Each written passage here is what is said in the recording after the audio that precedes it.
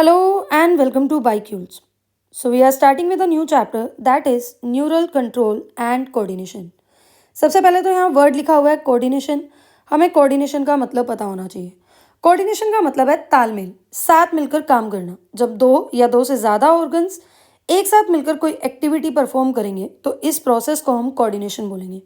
हमारी बॉडी में जितनी भी एक्टिविटीज़ हो रही हैं वो दो सिस्टम्स के कोऑर्डिनेशन की वजह से हो रही है. एक है न्यूरल कोऑर्डिनेशन यानी कि न्यूरल सिस्टम की वजह से जो कोऑर्डिनेशन हो रहा है, और दूसरा एंडोक्राइन कोऑर्डिनेशन यानी एंडोक्राइन सिस्टम की वजह से जो भी कोऑर्डिनेशन पॉसिबल है. ये दोनों सिस्टम एक साथ कोऑर्डिनेट करते हैं, इंटीग्रेट करते हैं और हमारी बॉडी में जितने भी ऑर्गन्स हैं उनकी एक्टिविटीज़ को परफॉर्म करवाते हैं. सबसे पहले बात करेंगे न्यूरल सिस्टम की. न्यूरल सिस्टम, यहाँ पर कुछ सेल्स होते हैं न्यूरॉन्स जो कि point two point connections provide करते हैं, रैपिड ट्रांसमिशन करवाते हैं. किस चीज़ का रैपिड ट्रांसमिशन करवाते हैं? तो ये स्टिमुलस का रैपिड ट्रांसमिशन करवाते हैं. यहाँ पर जो भी कम्युनिकेशन होती है वो कुछ न्यूरो ट्रांसमीटर्स की हेल्प से होती है. जैसे न्यूरो ट्रांसमीटर्स के एग्जाम्पल आपने सुने होंगे, एसिटाइल कोलाइन और डोपामाइन, ये सब एग्जाम्पल आपने सुने होंगे. अब यहाँ पर जो भी कोऑर्डिनेशन होती है वो बहुत फास्ट होती है, क्विक होती है, बट साथ ही साथ शॉर्ट लिव्ड भी होती है. ऑन द अदर हैंड अगर मैं बात करूँ एंडोक्राइन सिस्टम की, एंडोक्राइन सिस्टम मतलब यहाँ पर कम्युनिकेशन होती है कुछ केमिकल्स के थ्रू. इन केमिकल्स को हम हॉर्मोन्स बोलते हैं. ये हॉर्मोन्स ट्रैवल करते हैं ब्लड स्ट्रीम में और एक्ट करते हैं टारगेट ऑर्गन के ऊपर. अब यहाँ पर जो ट्रांसमिशन है वो स्लो ट्रांसमिशन है, बट साथ ही साथ ये लॉन्ग लिव्ड है, यानी कि लॉन्ग लास्टिंग है. क्लियर? तो हम समराइज करेंगे तो आपको न्यूरल सिस्टम में याद रखना है कि यहाँ पर पॉइंट टू पॉइंट कनेक्शन है, क्विक रिस्पॉन्स है, और एंडोक्राइन सिस्टम में याद रखना है कि यहाँ केमिकल्स के थ्रू यानी हॉर्मोन्स के थ्रू कम्युनिकेशन हो रही है, रिस्पॉन्स जो होगा वो लॉन्ग लास्टिंग होगा. ठीक है. इसके बाद अगला हमने जो टॉपिक है हमने बात करनी है न्यूरल सिस्टम के बारे में. तो न्यूरल सिस्टम क्या है हमारे पास? सबसे पहले तो न्यूरल सिस्टम किस चीज़ से बना है? तो ये कंपोज्ड है कुछ हाईली स्पेशलाइज्ड सेल से, जिन हाईली स्पेशलाइज्ड सेल्स को हम न्यूरॉन्स बोलते हैं. तो न्यूरॉन्स क्या है हमारे पास? कुछ हाईली स्पेशलाइज्ड सेल्स हैं. इन सेल्स का काम क्या है? तो ये सेल्स डिटेक्ट करेंगी, रिसीव करेंगी,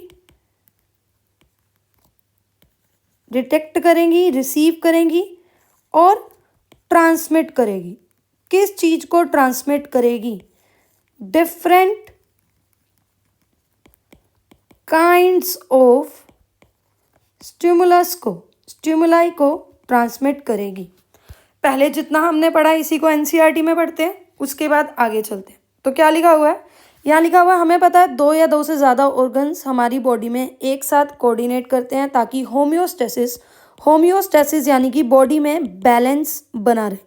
कोऑर्डिनेशन क्या है? एक ऐसा प्रोसेस जिसके वजह से दो या दो से ज़्यादा ऑर्गन्स एक दूसरे के साथ इंटरेक्ट करते हैं और एक दूसरे के फंक्शन को कॉम्प्लीमेंट करते हैं. यहाँ एग्जाम्पल दिया हुआ है, जब भी हम कोई फिजिकल एक्सरसाइज करेंगे तो हमारी बॉडी में जो मस्कुलर एक्टिविटी है वो इंक्रीज हो जाएगी और एनर्जी डिमांड भी इंक्रीज हो जाएगी. अब क्योंकि एनर्जी डिमांड इंक्रीज हो रही है तो बॉडी को ऑक्सीजन की सप्लाई भी ज़्यादा चाहिए. ऑक्सीजन की सप्लाई कैसे ज़्यादा होगी? इसके लिए रेट ऑफ रेस्पिरेशन को ज़्यादा होना पड़ेगा, हार्ट बीट को ज़्यादा होना पड़ेगा, ब्लड वेसल्स में से ब्लड फ्लो को ज़्यादा होना पड़ेगा, क्योंकि जितना ज़्यादा ब्लड फ्लो करेगा उतना ज़्यादा मसल्स के पास ऑक्सीजन जाएगा. पर हम देखते हैं साथ ही साथ जैसे ही ये फिजिकल एक्टिविटी रुक जाए तो हमारी nerves, lungs, heart, kidney gradually अपनी नॉर्मल कंडीशन पे आ जाती है. मतलब कि जो हमारी मसल्स हैं, लंग्स हैं, हार्ट है, ब्लड वेसल्स, किडनी और दूसरे ऑर्गन, ये आपस में कोऑर्डिनेटेड वे में काम कर रहे हैं कोई भी फिजिकल एक्सरसाइज को पूरा करने के लिए। ये जो कोऑर्डिनेशन है ये किसकी वजह से हो रहा है? तो इसके लिए बॉडी में न्यूरल सिस्टम है और एंडोक्राइन सिस्टम है जो एक साथ कोऑर्डिनेट करेंगे और इंटीग्रेट करेंगे ताकि बॉडी के सारे फंक्शन सिंक्रोनाइज्ड फैशन में यानी एक तालमेल से हो पाए। अब यहाँ क्या लिखा है? जो न्यूरल सिस्टम है वो point two point connection provide करेगा क्विक कोऑर्डिनेशन के लिए, और जो एंडोक्राइन सिस्टम है ये केमिकल इंटीग्रेशन प्रोवाइड करेगा हॉर्मोन्स के थ्रू। इस चैप्टर में न्यूरल सिस्टम की बात करेंगे और नेक्स्ट चैप्टर में हम एंडोक्राइन सिस्टम की बात करेंगे। इसके बाद का हमारे पास टॉपिक है न्यूरल सिस्टम। न्यूरल सिस्टम हम क्या बोल रहे हैं? Neural system is composed of highly specialized cells जिन्हें हम न्यूरॉन्स बोलते हैं। न्यूरॉन्स का काम है डिटेक्ट करना, रिसीव करना और ट्रांसमिट करना। किसको? डिफरेंट काइंड ऑफ स्टिमुलाई को। अब हम बात करेंगे डिफरेंट ऑर्गेनिजम्स में डिफरेंट न्यूरल सिस्टम कैसे है, मतलब neural system in different organisms. हमारा अगला टॉपिक है neural system in different organisms.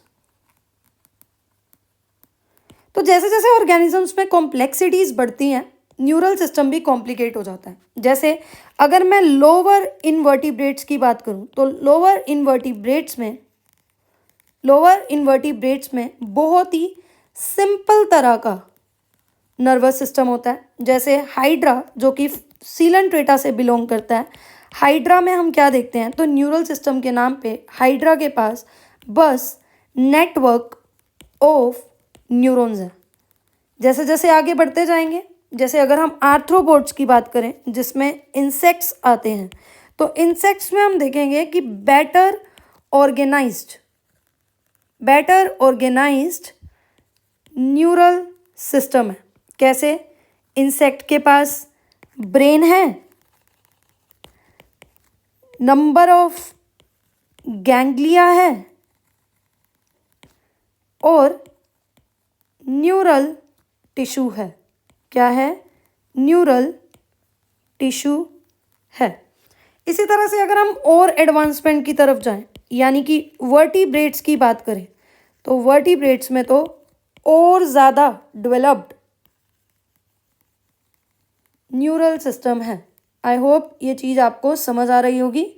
NCERT में इसी को पढ़ोगे। क्या लिखा है?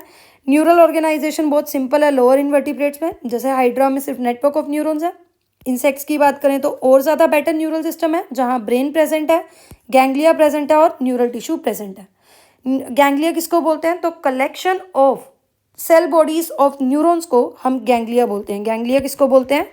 Collection of cell bodies of neurons.